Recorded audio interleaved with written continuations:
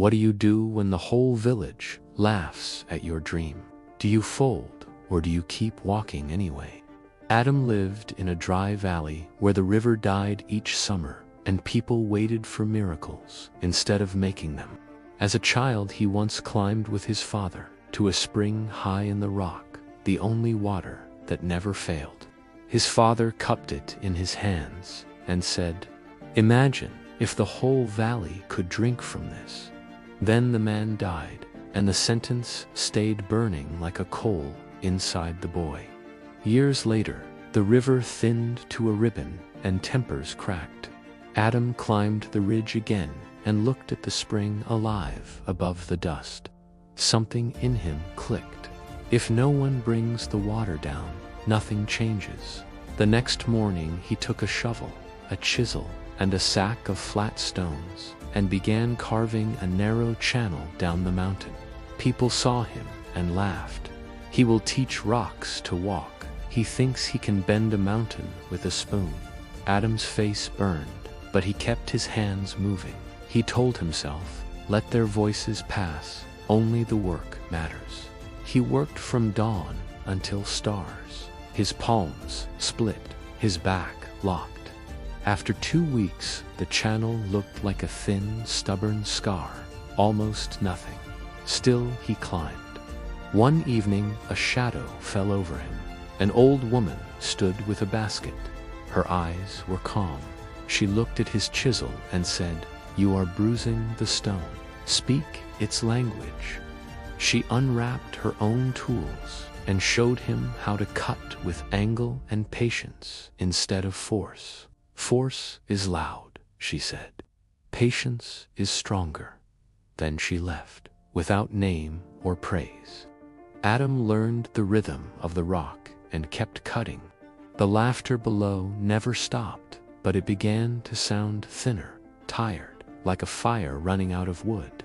Then came the fall. He climbed too high in wind and darkness, trying to finish a bend before the rains. The ledge collapsed. His lantern shattered. He slipped, hung over the void by a root, and dragged himself back, shaking, bleeding, silent. By morning, he lay on his bed, half broken. Voices outside. We told him he is lucky to live. The laughter this time was soft, but it cut the same. For 3 days, he lay staring at the ceiling, empty. He almost quit. On the 3rd day, the old woman entered, sat by his bed, cleaned his hands, and said only, "When I was a girl, I watched a river eat through a cliff, 1 grain at a time. The cliff is gone now. The river remains. Which one was foolish?" The picture landed. Something small relit inside him. Not pride, not fire, just the refusal to bow. "I will go back," he said. "You will go slower," she answered, "and smarter. Let both the mountain and the laughter teach you." He returned to the work at dawn. He carved less per day, but better. He anchored the channel with stones, left spillways for storms, stepped away when his breath grew wild, obeyed weather instead of fighting it. People still laughed, but Adam no longer fed their fire. Laughter dies when you stop carrying wood to it. Then the sky broke. Rain hammered the valley, roaring. Adam climbed, certain the storm would erase his months of work. Parts had cracked, some stones washed, but the main line held. The spring was overflowing into the cut.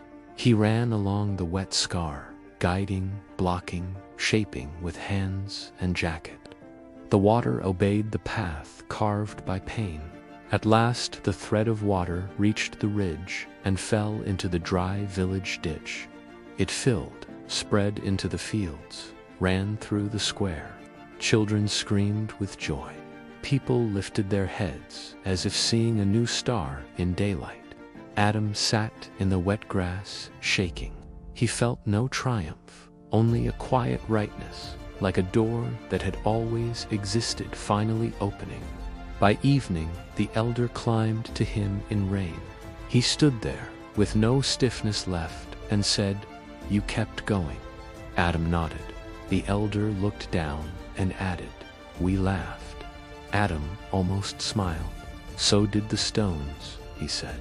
The old woman appeared behind him and placed a hand on his arm. No words were needed. In the days that followed, the water saved the harvest. The villagers built walls to hold the channel, marked the place where Adam nearly died, and cleared a path along the scar. People still joked in the square. People always will. But when someone laughed at another's hope, someone would glance at the ridge and say, "Careful." The mountain hears. The laughter softened. Sometimes children asked Adam, "How did you bear it when they laughed?" He answered, "I learned something simple. Laughter is only air. If you turn your back into a sail, it can push you. If you harden your heart into a wall, it will bounce. Either way, let it pass and keep going."